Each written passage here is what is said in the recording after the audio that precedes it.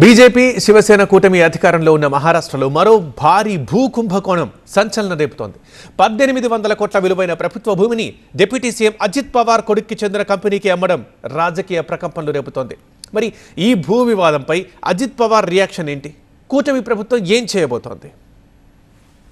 మహారాష్ట్ర ఉప ముఖ్యమంత్రి అజిత్ పవార్ కుమారుడు పార్థ్ పవార్ పై భూకుంభకోణం ఆరోపణలు సంచలనంగా మారాయి. దాదాపు 1800 కోట్ల విలువైన మహర్వతన్ భూమిని పార్థ్ పవార్ కు చెందిన కంపెనీ మీడియా ఎంటర్ప్రైజెస్ కు కేవలం 300 కోట్లకు విక్రయించినట్లు ఆరోపణలొచ్చాయి. ఈ డీల్ కి సంబంధించి 21 కోట్లు స్టాంప్ డ్యూటీ నుంచి మినహాయింపు కూడా ఇచ్చారని ప్రతిపక్షాలు రచ్చరచ్చ చేస్తున్నాయి.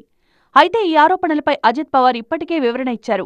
అది ప్రభుత్వ భూమి అని తన కుమారుడికి తెలియదని చెప్పారు. అంతేకాదు ఆ భూ కేటాయింపును రద్దు చేసినట్లు అజిత్ పవార్ ప్రకటించారు. అయితే ఈ డీల్ రద్దు చేయడానికి పార్థ్ పవార్ కంపెనీ భారీగానే చెల్లించాల్సి రావడం ఇప్పుడు చర్చనీయాంశమైంది.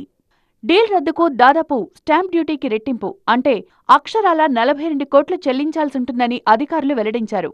అలాగే పూణే తహసీల్దార్ సూర్యకాంత్ యవ్లే డిప్యూటీ రిజిస్ట్రార్ను ప్రభుత్వం సస్పెండ్ చేసింది. ఆరోపణలపై దర్యాప్తునకు ఆదేశించింది. మరోవైపు ఈ కేసులో చట్టప్రకారం చర్యలు తీసుకుంటున్నట్లు మహారాష్ట్ర ముఖ్యమంత్రి దేవేంద్ర ఫడ్నవీస్ స్పష్టం చేశారు. ఎవరినీ కాపాడే ప్రశ్నే లేదని స్పష్టం చేశారు. అతి త్వరలోనే ఆధారాలు ప్రజల ముందు ఉంచుతామన్నారు ఫడ్నవీస్. ఇక 1800 కోట్ల విలువైన 40 ఎకరాల మహర్వతన్ భూమిని పార్థ్ పవార్ కి చెందిన కంపెనీ మీడియా ఎంటర్ప్రైజెస్ కు 300 కోట్లకు విక్రయించినట్లు ఆరోపణలు రావడంతో మహారాష్ట్రలో రాజకీయ రచ్చ నడుస్తోంది. ప్రభుత్వాన్ని ఇరుకును పెట్టేలా విపక్షాలు తీవ్ర విమర్శలు గుప్పిస్తున్నాయి. కేవలం 500 రూపాయల స్టాంప్ పేపర్ పైనే రిజిస్ట్రేషన్ జరిగినట్లు ఆరోపించారు. దీంతో ఈ భూ వివాదం రాష్ట్రంలో సంచలనం సృష్టించింది. దీంతో సమగ్ర విచారణకు ప్రభుత్వం ఆదేశించింది. సీఎం కూడా ఎంక్వైరీపై స్పందించడంతో అధికారులు దర్యాప్తు ముమ్మరం చేశారు. మొత్తంగా ఓవైపు విచారణ, మరోవైపు తగ్గేదేలే అన్నట్లు రాజకీయం.